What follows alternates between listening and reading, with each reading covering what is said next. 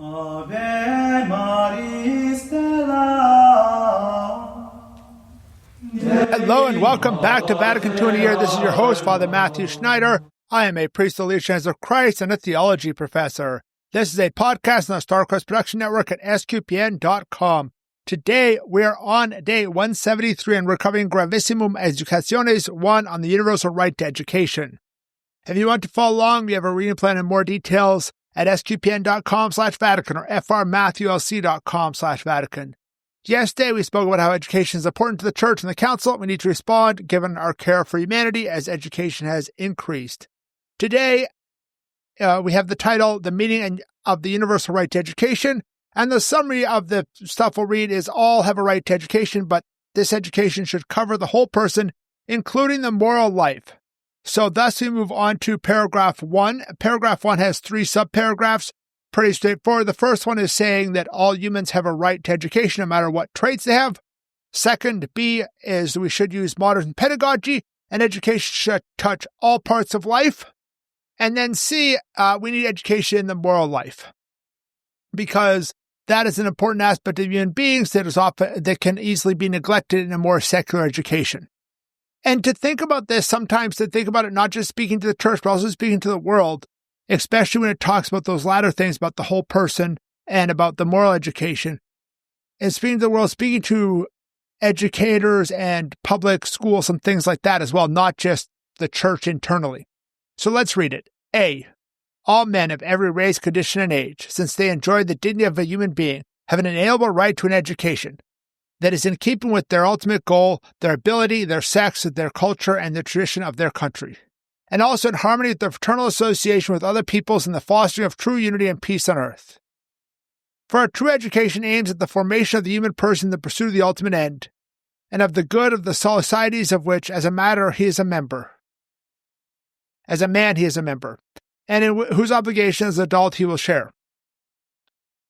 So, a little note here that this idea of they or he, we're all talking about, or man, it's talking about human beings in general. This applies to women as well, because it says every man independent of his sex. So that's, that has to be man in the general sense, because man, if you say it in the more civic sense, just means male human being instead of human being of whatever sex.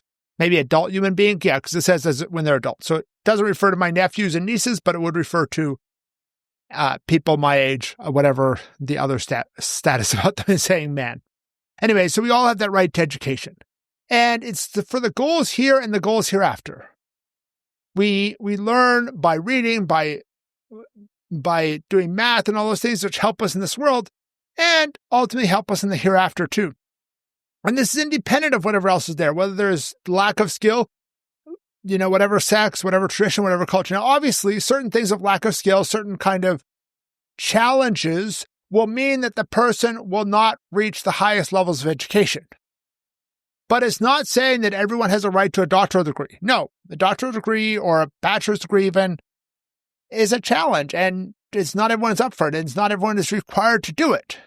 So we have to remember that. But what they're talking about is education more generally for elementary, middle school, at least, because I think everyone or almost everyone could do those. And this idea is also to think of it in harmony with the culture. We are so familiar with our culture here in North America. I am very familiar with it, but I've noted certain things that are different in other cultures when I've dealt with legionaries from there, when I've taught people from there. And there are differences that come forward in education that are not so obvious. There's also differences even in the family. Like for me, my family, it was like I never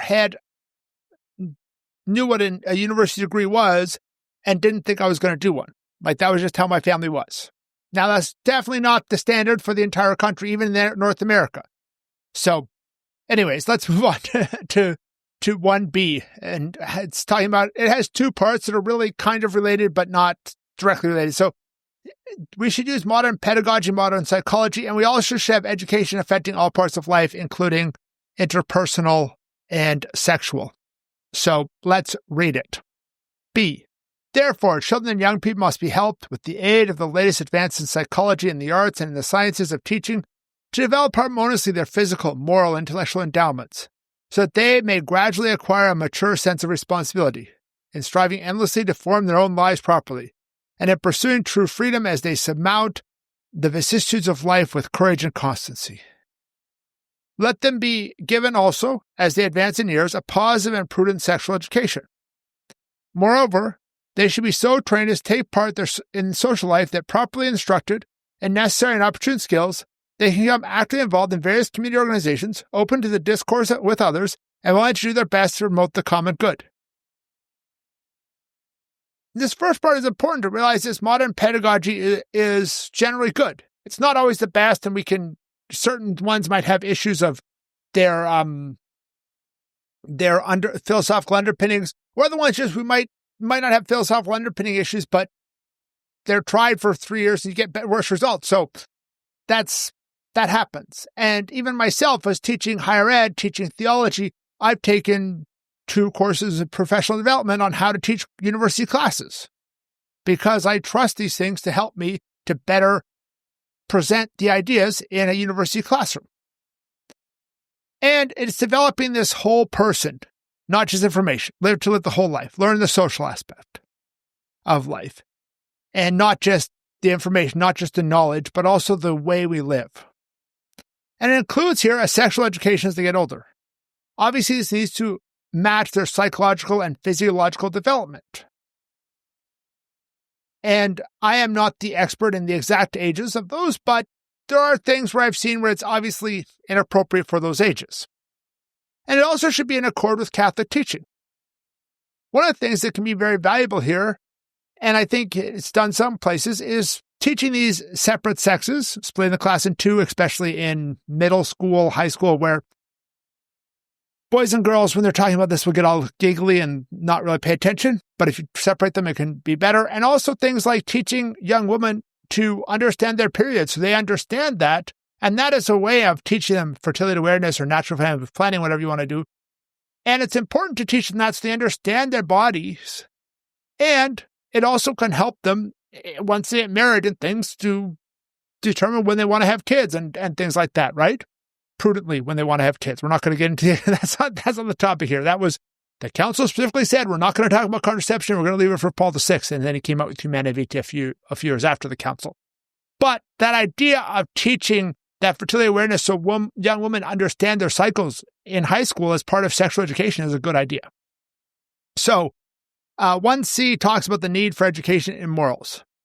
This sacred synod likewise declares that children and young people have a right to be motivated to appraise moral values and a right conscience, to embrace them with a personal adherence, together with deep knowledge and a love of God. Consequently, it earnestly entreats all those who hold a position of public authority or who are in charge of education to see to it that youth is never deprived of this sacred right. It further exhorts the sons of the Church to give their attention with generosity to the entire field of education, having especially in mind the need for extending very soon the benefits of a suitable education and training to everyone in all parts of the world. So here we note that people have the right to formation in morals. Young people have the right to get these moral values to and not just to know, here are a bunch of moral values you can have, but to be able to embrace them. And obviously this is going to relate to God, because as we know, what are we seeking in morals? We're seeking the good. What is the ultimate good? It's God. Now, obviously in every moral decision, I'm not directly seeking God. If I choose to prudently not drink a second or third beer at dinner tonight, it's not like I'm not directly seeking God. But that ultimately is in my path of seeking God, seeking the true good. And that's important. And the church must take special care in this area of education, because the church has a special role in the moral education of the children.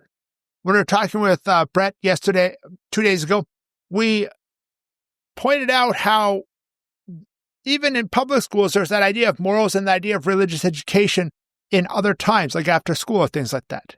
And authorities can't deny the opportunity for moral education, for embracing morality from students, from young people. So thus concludes today. Thank you for listening to this episode of Vatican II in a Year. This is a listener-supported podcast, and you can donate to help StarQuest produce another great podcast at sqpn.com/give. You can give one-time, monthly, or join the StarQuest Patreon.